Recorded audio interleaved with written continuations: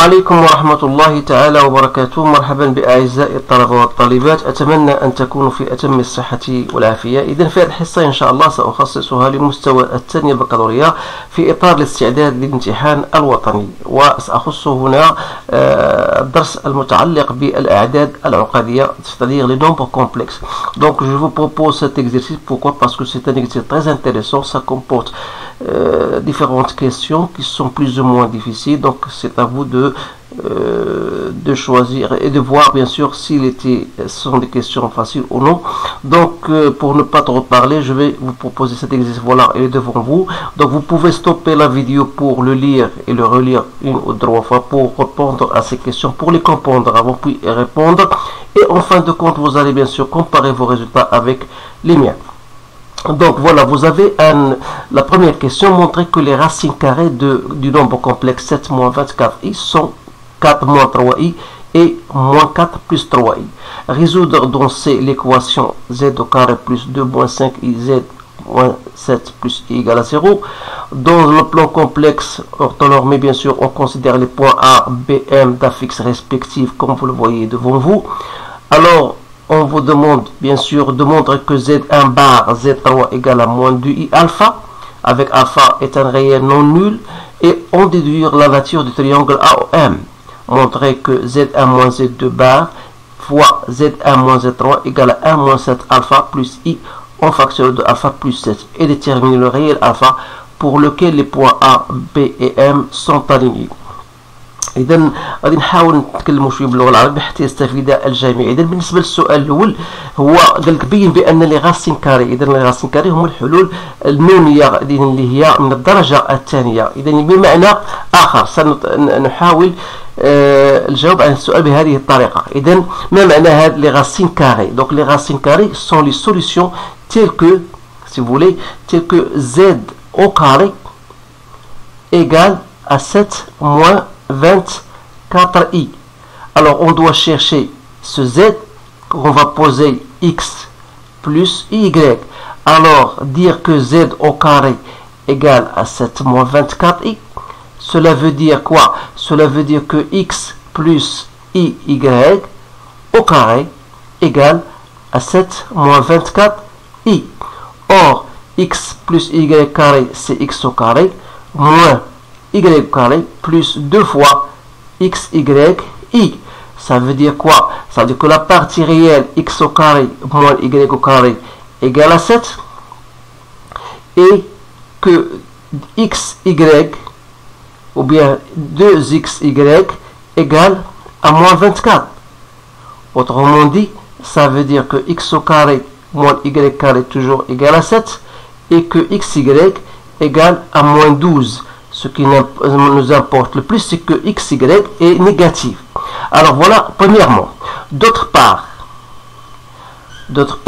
z au carré égale à 7 moins 24i, ça veut dire que le module de z au carré, qui n'est autre que le module de z au carré, qui est égal à x au carré plus y au carré, qui sera donc le module de 7 moins 24i. Or, le module de 7 moins 24i, c'est-à-dire le racine de quoi? De 7 au carré, c'est 49, plus 24 au carré, c'est 576. Donc, ça vous donne le racine de 625, c'est bien égal à 25. Alors, à partir de cela, on peut en déduire donc le système d'équations que nous avons bien sûr toujours x au carré moins y au carré égale à 7 et que x au carré plus y carré égale à 25.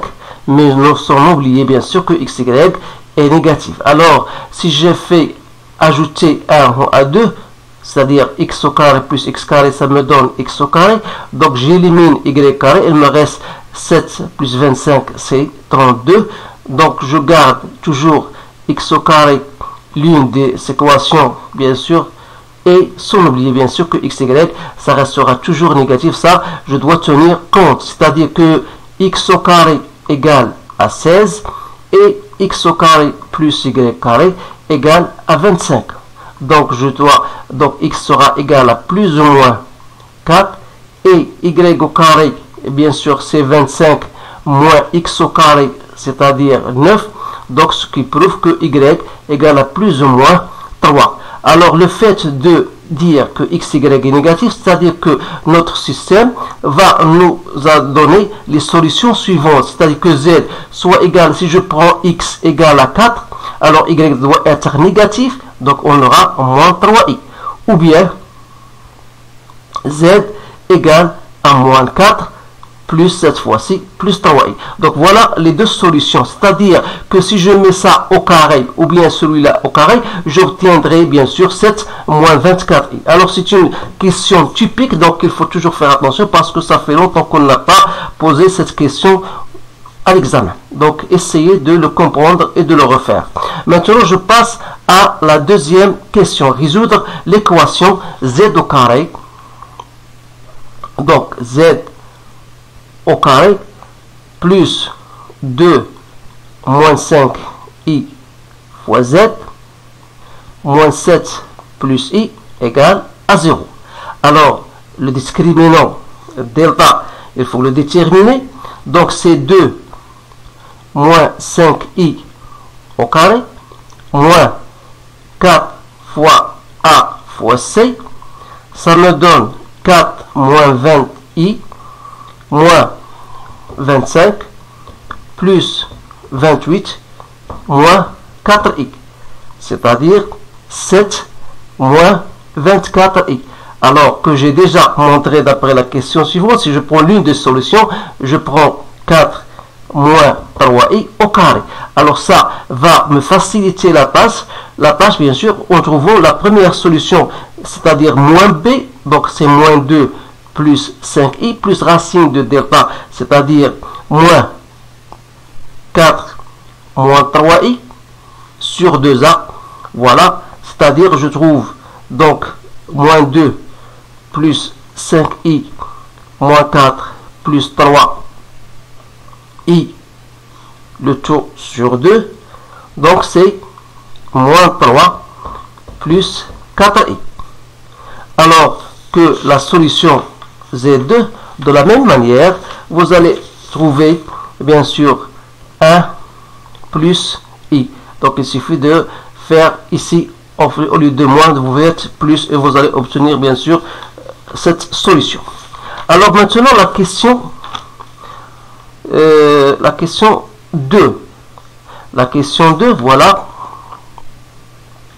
On vous donne des points A d'affixe respectifs, donc Z1 et B d'affixe Z2 et M d'affixe Z3, tel que Z1 c'est 1 plus I, Z2 c'est moins 3 plus 4I, et Z3 égale à alpha moins I alpha.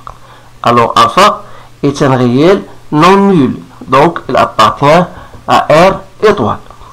Alors, la première question, se montrer que Z1 bar Z3 égale à moins 2 I alpha. Alors, Z1 bar Z3, donc il suffit de remplacer Z1 bar par sa valeur et Z, etc. Donc, on a Z1 bar, c'est quoi? Donc Z1 bar c'est 1 moins I fois Z3. Donc c'est alpha moins I alpha, c'est-à-dire 1 moins I. Si je mets alpha en facteur, je trouve 1 moins I fois alpha. Donc c'est quoi? C'est 1 moins I au carré fois alpha. Donc identité remarquable, c'est 1 au carré plus I au carré moins 2I. Le tout fois alpha. Donc c'est bien moins 2 alpha I. Alors c'est très facile. Donc ça, c'est une question. Donc on déduire la nature du triangle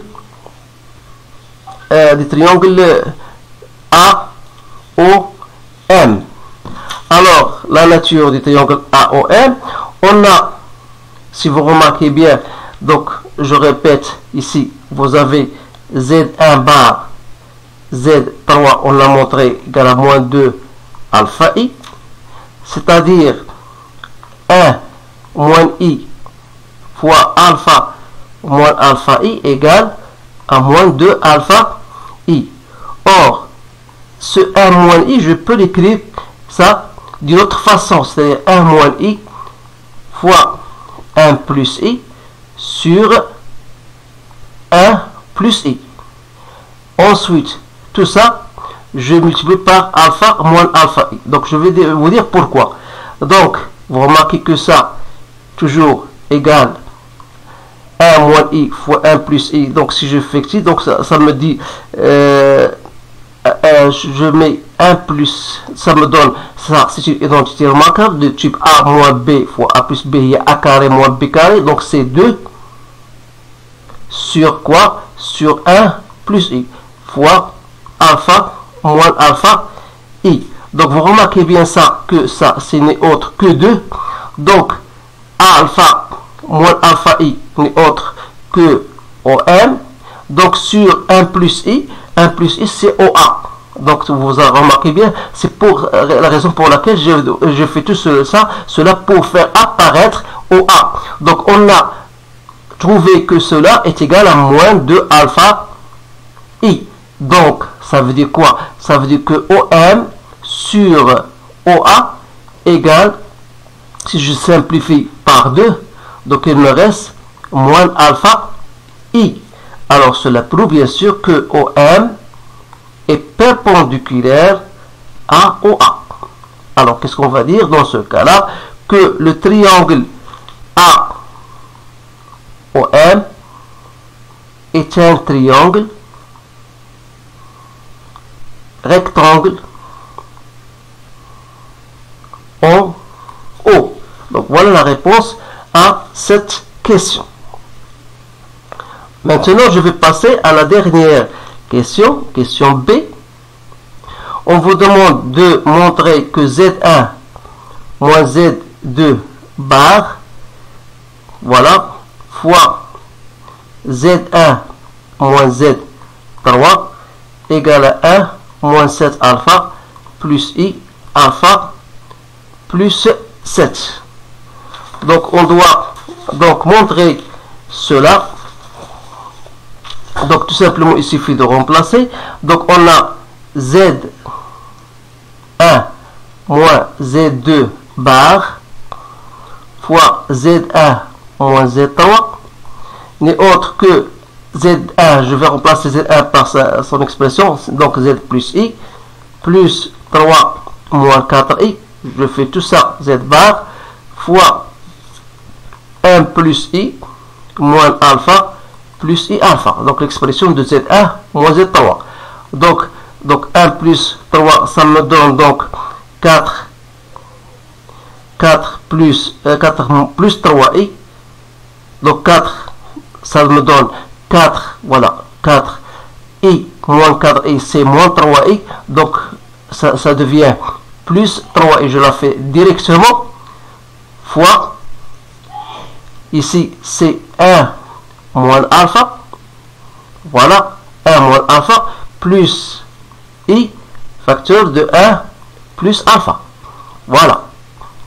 Donc si je fais mon calcul, c'est-à-dire je fais 4 plus 3i en facteur de 1 moins alpha, plus 4 plus 3i, fois ce terme-là, c'est-à-dire fois 1 plus alpha, fois i.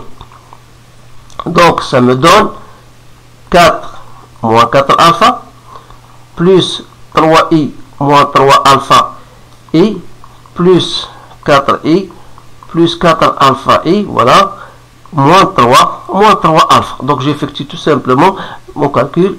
Donc ça, je développe bien sûr. Donc ça me reste 1, 4, ici moins 3, c'est 1. Donc il me reste moins 7 alpha, plus 7i, plus alpha i. Donc c'est 1 moins 7 alpha, plus i, alpha, plus 7. Donc c'est bien, on a bien montré cela. Donc, il reste maintenant la dernière question.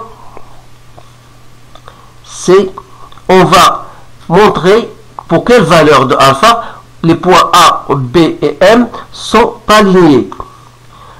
Alors, pour que les points A et B sont alignés, donc il suffit tout simplement de remarquer que on a Z1 moins Z2 bar, on a dit c'est 4 moins 3i, donc on a trouvé C4 plus 3i.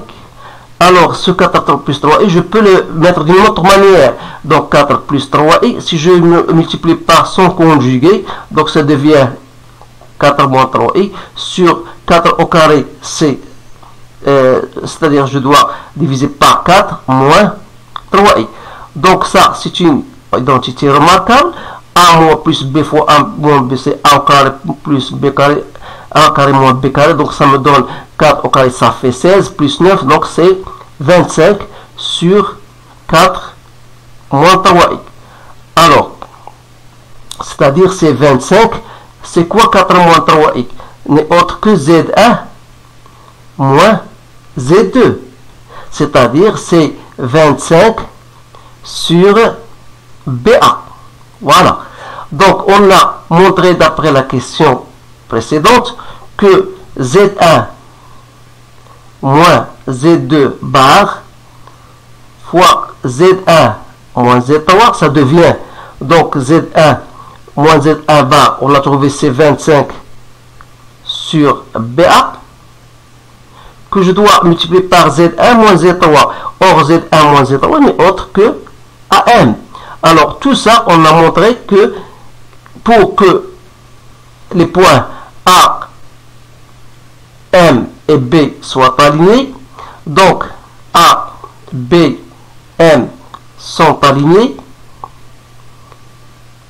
si et seulement si, bien sûr, AM sur BA doit appartenir égal à un nombre K qui appartient à R. C'est-à-dire que ce que nous avons déjà montré, cette expression, cette grande expression, doit être appartenir à R. C'est-à-dire que 1 moins 7 alpha plus I fois alpha plus 7 doit appartenir à R. Alors là, il faut que la partie imaginaire soit égale à 0. Donc, il faut que alpha égale à moins 7.